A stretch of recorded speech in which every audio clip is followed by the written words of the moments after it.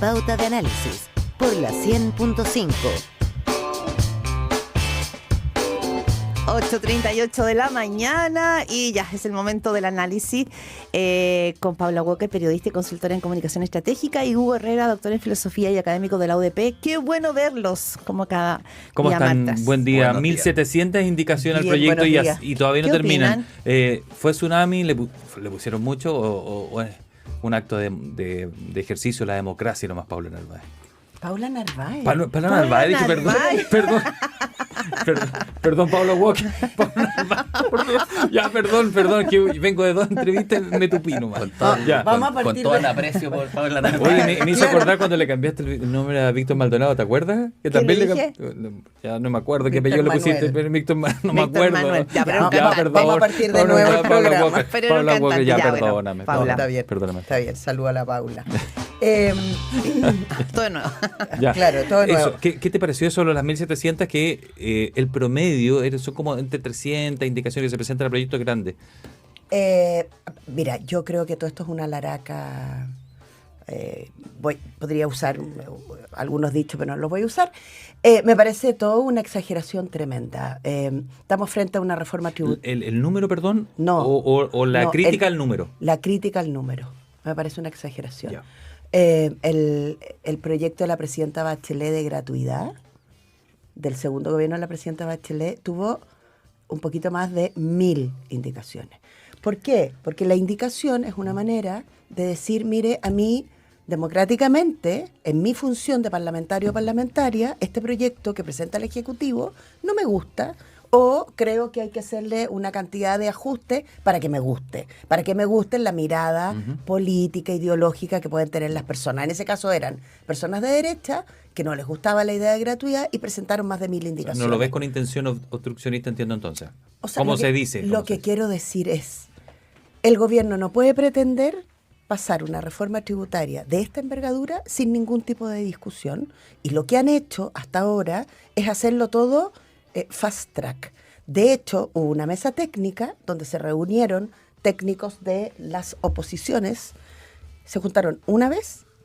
Esa mesa técnica recibió 23 indicaciones de parte de la oposición y nunca le respondieron ninguna de esas 23 indicaciones. Entonces, si uno tiene voluntad de discutir de verdad, se toma un poquito más con calma las cosas y entiende que una reforma tributaria de esta envergadura, que tiene críticas de organismos internacionales, del Consejo Fiscal Autónomo, etcétera, está bien, discútanlo en el Parlamento, pero no pretendan que no tenga ninguna indicación. Hugo Herrera, ¿lo ves también así? Porque finalmente, ya para pasar a otros temas, digamos, pero el tema es cuánta obstruccionismo tiene la oposición y cuánto el oficialismo quiere pasar la máquina. Como que están ahí en ese el gallito. O sea, a ver, creo que hacer indicaciones es parte de las facultades que tienen Sí, los parlamentarios, es parte del proceso de discusión. El problema aquí, que veo, digamos, es que hubo declaraciones tanto de parlamentarios del Partido Comunista como de parlamentarios de la oposición, que hablaron de esto como un proceso de obstrucción. Y lo describieron así ellos mismos. Entonces, o sea, era por trabar la pelota que lo explicaron así. Claro. Ahí entonces queda la duda Lo tiñeron. de cuántas de estas son de buena fe y cuántas son de mala fe. Porque yo encuentro loable, digamos, el esfuerzo que han hecho los centros de estudio ligados a partidos de oposición de hacer una propuesta en serio. Hubo un proyecto ayer. Porque eso ya preconstituye en el fondo un antecedente a partir del cual discutir. Y nadie dice que no haya que discutir una reforma tan grande. Pero cuando tú vas con ánimo obstruccionista, tú estás... O sea, tú sí ves ánimo obstruccionista aquí. Es que se declaró. Si ese fue el problema. Claro. Hubo parlamentarios que lo declararon. Entonces, ¿cómo van esos parlamentarios a operar en la tramitación parlamentaria? Ojalá no sean parlamentarios muy relevantes, pero veo que el Partido Comunista Sí. está Ahora, entusiasmado con esto. Para poder ampliar después la conversación, solo un punto acá. Todos los gobiernos, cuando necesitan llevar adelante sus proyectos, la Paula trabajaba en gobierno, son proyectos emblemáticos, algunos han unido su suerte, digamos, a ciertos proyectos. Ahora el gobierno acá dice que no lo está uniendo, pero uno entiende, y lo ha dicho Claro. que este es un gobierno muy relevante para su accionar político. Y también, ¿no es cierto?, una oposición súper disgregada. Acá hay varias izquierdas que no pareciera estar como alineadas como una oposición. Y también un gobierno que ha dicho que si no se aprueba van a gobernar por decreto. Lo dijo el presidente, dijo, o sea, vamos a gobernar igual. Entonces, ¿Cómo se sale frente a la ciudadanía, cómo se sale de ese embrollo? En que tenemos una oposición y un oficialismo que están en un gallito frente a una reforma muy relevante y con en varios frentes, ¿no? No es solamente lo tributario, lo medioambiental, es la reconstrucción, que se requieren también recursos. Paula, ¿cómo ves tú eso, ¿no? Como en el mar de fondo. Sí, haciendo política. La única manera de salir de acá es ejerciendo buena política. Y eso significa que el tono lo marca el Ejecutivo, porque en los gobiernos es el Ejecutivo el que, dicho en buen chileno, se tiene que comer más de un sapo en esto. Aparece un Ejecutivo arriba de la pelota y de repente siendo, mire, aunque no nos sale, vamos a gobernar por decreto, y después tienen que retroceder. ¿Por qué? Porque tienen que hacer política, y hacer política significa conversar y significa entregar pedacitos de proyectos que parecen no tan buenos, no tan interesantes y lograr acuerdos. En la Comisión de Hacienda hemos visto diputados gritando, diputados de la oposición gritando, digamos. Sí. O sea, aquí nadie puede tirar la primera piedra. Claro. Yo creo que aquí lo que se ha establecido es que para aparecer más en las redes sociales, para estar más presente en la conversación, todo, ¿no? Tengo que ser una persona performática. Y performático en política significa discusión cero o argumentos cero, porque son a tu frase. Y te hablan en cuña. Además, tú lo notas cuando incluso estás haciendo una entrevista, te hablan en cuña. A tu frase chora, mi frase chora. Y eso exacto. Suma cero. Y después, por debajo, en la conversación, te dicen cosas como, bueno, yo no quise decir eso, pero tienes que entender porque tengo más seguidores o tengo que hablarle a mi barra y qué sé yo. Entonces yo creo que hoy día, si no hacen política, y si la política se hace a través de redes sociales o de medios de comunicación exclusivamente, van a seguir teniendo problemas. Pero esto ha venido así desde el principio, que era la tutti frutti, es decir, descalificación para un lado y para otro del contenido, ¿no? Bueno, yo lo pondría más en perspectiva, porque aquí estamos olvidando algo que es muy complejo y que los parlamentarios parecen olvidar a cada rato, que es que la legitimidad de la Cámara de Diputados y del Senado está en el suelo. O sea, un 5%, no, claro. Un 10%, un 15%. Es 5. Ya, la popularidad es 5. Estamos hablando en el fondo de la miseria de la política. Y están revolviéndose en el barro una y otra vez. No me refiero a un sector, aquí sí, todo el Parlamento, digamos. No, claro. Entonces, con este sistema de la cuña, del tuit o de la red social o de la bravata, que en el fondo impide la discusión, la deliberación, que es en el fondo lo que legitima precisamente a una institución parlamentaria, genera una pérdida de legitimidad. Y estamos en un proceso de largo aliento, digamos. O sea, esto viene desde cuándo, digamos, que las viene fragmentado hace mucho rato, claro. En definitiva, si el gobierno, ¿cómo yo recomendaría una salida de emergencia a esta situación de emergencia, digamos? Que el gobierno se sentara a conversar hasta que duela, por decirlo así, con los sectores del socialismo democrático, el PPD, la democracia cristiana, que son los que sabemos que van a terminar conversando. Sí, reporté el fin de semana y me soplaron que las conversaciones con el Partido Socialista más bien van a ser en el Senado. Entienden que en la Cámara va a ser muy difícil, hay liderazgo como Manucheri, que tienen, ¿no es cierto?, otro tono, y que por lo tanto la conversación más bien liderada por, es que es como que esa sería como... Es que como el paradigma de la política de la red social. Claro, entonces, bueno, pero también en lado y lado hay figuras. De lado y lado hay figuras. Si el tema tiene que ver con justamente, pero para qué vamos a ir al tema del sistema político. Quiero ir a otra cosa. Ayer se cumplían 2 meses del gobierno, 11 de mayo. Y la evaluación que ustedes tienen, yo sé que es súper breve, nadie puede hacer un buen análisis a 2 meses de asumir, pero sí están las primeras señales y el presidente está preparando su cuenta pública para el 1 de junio. Y aquí el gobierno llegó con un plan de 90 días como súper armado.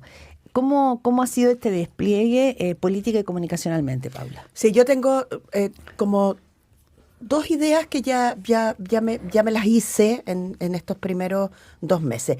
La primera es que yo pensé que llegaban más preparados. Uh-huh. Y soy de las que me compré el diseño que mostraron en campaña. Y en la OPA, todo eso que... Y el diseño como... OPE.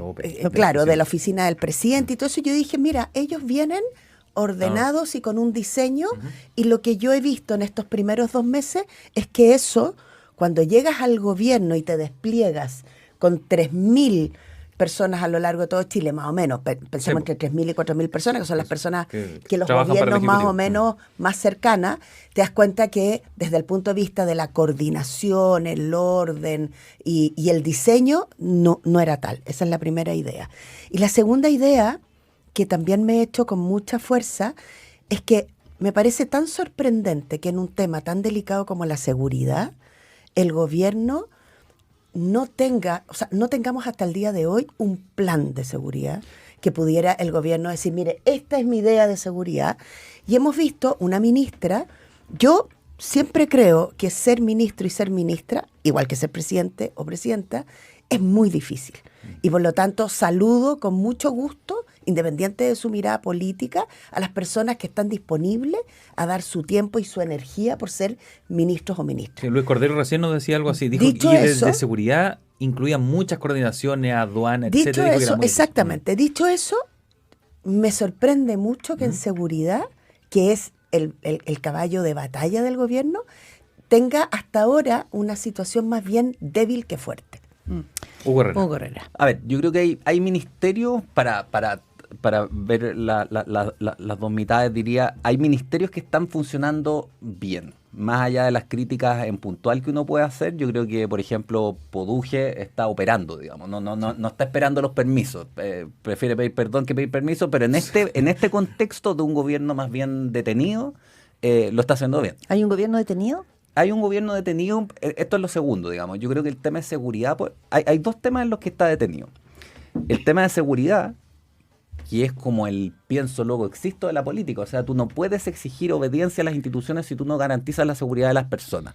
Eso más allá del mensaje de la campaña y todo lo demás, esto vale para todos, digamos. Entonces, que el gobierno no se haya desplegado a 2 meses y no haya medidas, no haya hitos, no haya algo claro, es muy preocupante.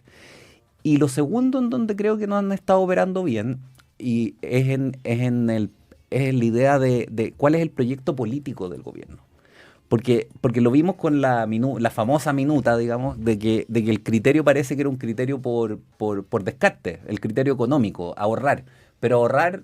¿Para qué? Tú decías... Convengámoslo, claro, tiene que tener qué. un fin. Entonces, lo que no hemos visto todavía es cuál es el fin para el cual quieren ahorrar. ¿Y no lo es la ley, el proyecto de plan de reconstrucción? Lo que pasa es que, de nuevo, es un proyecto económico. Entonces, no solo económico. Está bien, pero en lo fundamental, el eje del proyecto es una reforma tributaria. Pero no hay, por ejemplo, una visión de cómo vamos a recuperar la economía en el largo plazo. Porque sabemos que hay un tema tributario con la economía que está trancada, que la permisología y hay una serie de otros detalles. Pero en Chile es en cierto modo el modelo productivo simple el que se estancó. Y esto está consensuado por todos los expertos en la materia desde el 99 más o menos, que la economía se empezó a estancar. O sea, un ciclo de largo aliento. O el gobierno que sea, pero el que nos saque de la crisis va a ser un gobierno que va a tener que hacerse cargo de ese problema estructural económico. Y eso requiere una visión en educación, una visión en capacitación, una visión en ciencia y tecnología, que al parecer no está tan clara. Paula, para terminar, porque ya estamos en la hora. No, solo quiero retomar algo que dijo el ex ministro Cordero a propósito de cómo la economía y cómo las cosas se han ido poniendo muy lentas por la permisiología. Cordero decía recién con ustedes en la entrevista lo de las cárceles. En el gobierno del presidente Lago una cárcel se podía demorar 2 o 3 años. Y ahora 14. Y ahora se demora 14 años. Claro. Entonces, tú no... Y dice, la permisología también funciona. Claro, en el o sea, ámbito tú de no puedes tener las urgencias que tenemos con tiempos que la verdad es que no se resiste calzan. porque no calzan. Y no calzan tampoco con los 4 años de gobierno, ¿no? Bien, Quedamos Paula. pendientes con el ministro Quirós, que decía ayer en Toronto, vuelvan a invertir por favor. Me llamó la atención el por favor, pedí por favor la inversión, porque además Canadá es uno de los grandes inversores en Chile, una de las inversiones más grandes. Así que, bueno, ahí quedaríamos después con el estilo del ministro de Hacienda que marca pauta también. Sí. Paula Walker, Hugo Herrera, muchas gracias. A ustedes. Como cada martes. Gracias. Que esté muy bien. Gracias a Cerramos. ambos. Sí, claro.